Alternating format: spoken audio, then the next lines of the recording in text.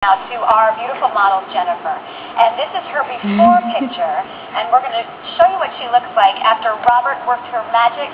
Look at that, beautiful, just beautiful. Yeah, I wanted her to look prettier without it being, I wanted her to look prettier, but you still see her. And so my focus was to bring her out and to shape her face and to make her look pretty.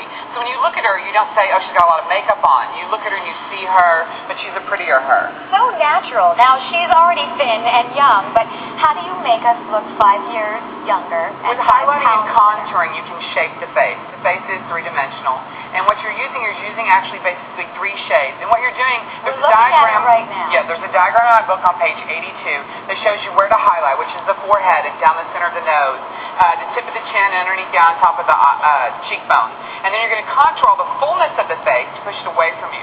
Because everything you highlight comes forward, everything you contour goes away. Now, when you say highlight, what kind of product should you be using? Well, you have a couple options. You could use a powder, or you could use a couple different shades of foundation. You could use your natural shade, put it all over your face, and then use a lighter shade, put it in your highlight areas, blend it in, and then a darker shade and use it in the outer perimeter of your face where you're trying to contour.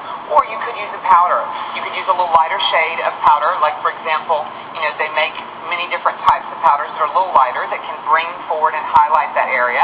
Just using a brush, you can simply, just go over that area and just highlight those areas, and it will pop that forward for you. But your biggest effect is going to be actually from what you contour, or what you push away from you. And so using a bronzer, a matte bronzer always looks the most natural. I want to ask you that. A lot of these products have a shimmer in it now. Should we shy away from that, or is that good? Well, shimmer is fun, and every girl likes a little shine, Sparkly. a little sparkle. But matte is always safer and easier to use. So if you'll pick a bronzer that's a little more matte, it'll be a lot easier for you to do. And you have 2 shades in I do have 2 shades. When I do use a shimmer, this one has shimmer to it, this one's matte, I'll just use it in the highlight, just like on the top of the cheekbone instead of actually in my contouring. Because I don't want shine all over the face, because shine to the skin will draw attention to textural flaws. So you never want to give it a whole shiny face. But you just take your bronzer and you just go in your contour areas and you just blend it out really well. And what that does is that pushes away that area you don't want to see. And then we're concentrating on the oval-shaped area so the face looks thinner. So it makes us look thinner. Yeah, it's an illusion. And also, by adding a little color to your skin with your bronzer, it will make you look younger as well.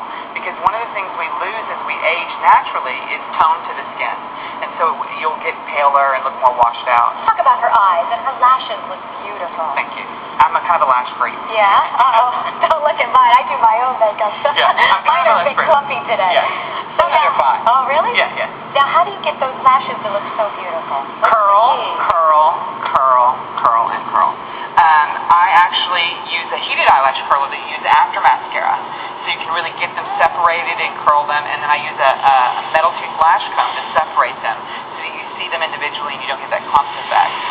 You want to make sure you comb them after the mascara before the mascara dries, so that you're not really pulling and tugging at your lashes. I leave out that step, hence the clump. Yes, it definitely helps prevent clumping. Thank you so much. Thank you so much. Robert is the makeup expert. You look beautiful. Beautiful, Jennifer. And for more makeover tips, including Robert's top 10 beauty tips, you can check out our website, ivillagelive.com. Fun. Thank you. 5 pounds thinner, 5 years younger. Let's check it. Who wouldn't want that? Oh my goodness. Sign me up. I like to do as well, is to put on concealer on your eyes right after you put on your eye cream, because then it gets nice and kind of absorbed. It doesn't go all cakey and aging around the edges. And it's quite nice. Good tip. All right. Well, still ahead, food. He is cooking for Presidents Clinton and Bush, and today he is cooking for you. It's a simple